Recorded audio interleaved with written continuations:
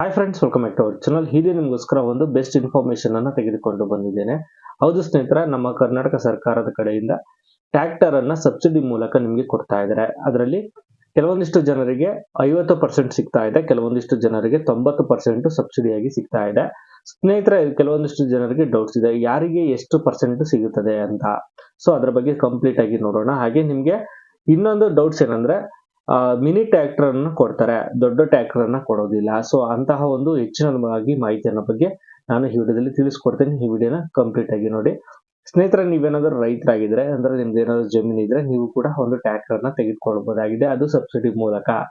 ಹಾಗೆ ಈ ಒಂದು ಟ್ರ್ಯಾಕ್ಟರ್ ಅನ್ನ ನಾವು ಹೇಗೆ ತೆಗೆದುಕೊಳ್ಬೇಕು, ಹೇಗೆ ಅರ್ಜಿ ಹಾಕ್ಬೇಕು, ಅದಕ್ಕೆ ಬೇಕಾಗಿರ್ತಕ್ಕಂಥ ದಾಖಲಾತಿ ಏನು, ಹೇಗೆ ಅಪ್ಲೈನ ಮಾಡಬೇಕು ಅನ್ನೋದ್ರ ಬಗ್ಗೆ ಸಂಪೂರ್ಣವಾದ ಮಾಹಿತಿಯನ್ನು ನಾನು ಈ ವಿಡಿಯೋದಲ್ಲಿ ತಿಳಿಸ್ಕೊಡ್ತೇನೆ. ಈ ವಿಡಿಯೋನ ಕೊನೆವರೆಗೂ ನೋಡಿ.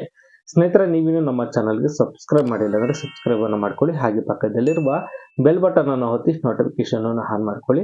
ಅದರಿಂದ ನಾವು ಹಾಕೋ ವಿಡಿಯೋಗಳು ನಿಮಗೆ ನೋಟಿಫಿಕೇಶನ್ ಮೂಲಕ ಮೊದಲು ತಲುಪುತ್ತವೆ. ಹಾಗೆ ವಿಡಿಯೋಗೊಂದು ಲೈಕ್ ಮಾಡಿ. ಸ್ನೇಹಿತರೆ, ನಾವು ನೋಡಿರ್ಬೋದು, ಈ ಒಂದು ಕರ್ನಾಟಕ ಸರ್ಕಾರ ಮತ್ತು ಕೇಂದ್ರ ಸರ್ಕಾರ ಎರಡೂ ಒಟ್ಟಿಗೆ ಸೇರಿ ರೈತರಿಗೆ ಟ್ರ್ಯಾಕ್ಟರ್ನ ಸಬ್ಸಿಡಿ ಮೂಲಕ ಕೊಡಬೇಕು ಅಂತ ಡಿಸೈಡ್ ಮಾಡಿದ್ದಾರೆ. ಸೊ ಅದಕ್ಕೋಸ್ಕರ ಒಂದು ಈ ಟ್ರ್ಯಾಕ್ಟರ್ ನ ಸಬ್ಸಿಡಿಯಾಗಿ ಕೊಡ್ತಾ ಇದ್ದಾರೆ. ಹಾಗೆ ನೀವು ಕೇಳ್ಬೋದು, ಬರೀ ಟ್ರ್ಯಾಕ್ಟರ್ ಮಾತ್ರನ ಸಬ್ಸಿಡಿ ಮೂಲಕ ಕೊಡ್ತಾರೆ ಅಥವಾ ಯಂತ್ರೋಪಕರಣಗಳು, ಅದಕ್ಕೆ ಬೇಕಾಗಿರ್ತಕ್ಕಂಥ ಟ್ರೈಲರು ಎಲ್ಲ ಕೂಡ ಸಬ್ಸಿಡಿಯಾಗಿ ಕೊಡ್ತಾರ ಅಂತ. ಹೌದು ಸ್ನೇಹಿತರೆ, ಕಂಪ್ಲೀಟ್ ಆಗಿ ಎಲ್ಲಾ ಒಂದು ಯಂತ್ರೋಪಕರಣಗಳು, ಟ್ರೈಲರು ಹಾಗೆ ಟ್ರ್ಯಾಕ್ಟರ್ಗೂ ಎಲ್ಲದಕ್ಕೂ ಕೂಡ ಸಬ್ಸಿಡಿಯನ್ನ ಕೊಡ್ತಾ ಇದ್ದಾರೆ. ಗೌರ್ಮೆಂಟ್ ಸರ್ಕಾರದ ಕಡೆಯಿಂದ ಕೊಡ್ತಾ ಇರೋದ್ರಿಂದ ನಿಮ್ಗೆ ಯಾವುದೇ ರೀತಿ ಡೌಟ್ಸ್ ಇರೋದಿಲ್ಲ. ನೀವು ಕೂಡ ಇದಕ್ಕೆ ಎಲಿಜಿಬಲ್ ಆಗ್ಬೋದಾಗಿದೆ.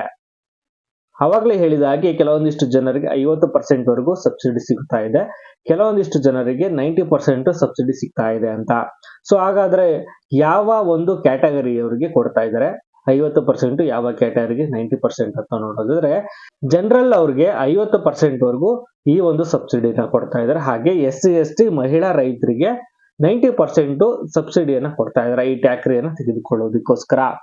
ಹಾಗೆ ಎಲ್ಲಾ ರೀತಿಯ ಇಕ್ವಿಪ್ಮೆಂಟ್ಸ್ಗಳು ನಿಮಗೆ ಸಬ್ಸಿಡಿ ಮೂಲಕನೇ ಸಿಗುತ್ತದೆ. ಅಂದ್ರೆ ಏನು ಉಳುಮೆ ಮಾಡೋದಕ್ಕೆ ಬೇಕಾಗಿರ್ತಕ್ಕಂಥ ಯಂತ್ರೋಪಕರಣಗಳೇನಿದೆ ಅದೆಲ್ಲ ನಿಮ್ಗೆ ಸಬ್ಸಿಡಿಯಲ್ಲೂ ಕೂಡ ಸಿಗುತ್ತದೆ, ಟ್ರ್ಯಾಕ್ಟರ್ ಕೂಡ ಸಬ್ಸಿಡಿಯಲ್ಲಿ ಸಿಗುತ್ತದೆ.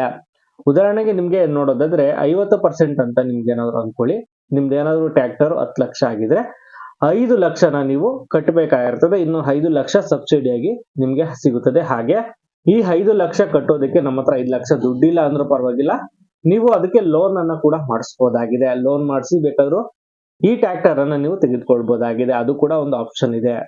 ಈ ಒಂದು ಟ್ರ್ಯಾಕ್ಟರ್ ಅನ್ನ ತೆಗೆದುಕೊಳ್ಳೋದಕ್ಕೆ ಅರ್ಜಿ ಹಾಕೋದಕ್ಕೆ ಏನೆಲ್ಲ ಒಂದು ಎಲಿಜಿಬಿಲಿಟೀಸ್ ಬೇಕು, ಅಂದ್ರೆ ಅರ್ಹತೆ ಏನ್ ಬೇಕು ಅಂತ ನೋಡೋದಾದ್ರೆ, ನೀವು ಕರ್ನಾಟಕದವರಾಗಿರ್ಬೇಕು, ಅಂದ್ರೆ ಕರ್ನಾಟಕದಲ್ಲಿ ವಾಸ ಮಾಡುವಂತಹ ಒಂದು ರೈತರಿಗೆ ಕೊಡ್ತಕ್ಕಂಥದ್ದಾಗಿರ್ತದೆ. ಹಾಗೆ ನಿಮ್ದು RTC ಇರಬೇಕು, ಅಂದ್ರೆ ಪಾಣಿ ಏನಿದೆ ಪಾಣಿ ಇರ್ಬೇಕಾಗಿರ್ತದೆ. Next bank account with Aadhaar link ಆಗಿರ್ಬೇಕು. ನಿಮ್ಮ ಬ್ಯಾಂಕ್ ಅಕೌಂಟ್ ಏನಿದೆ ಅದಕ್ಕೆ ಆಧಾರ್ ಕೂಡ ಲಿಂಕ್ ಆಗಿರ್ಬೇಕು. ಅಂದ್ರೆ KYC ಮಾಡಿಸಿದ್ರೆ ಸಾಕು.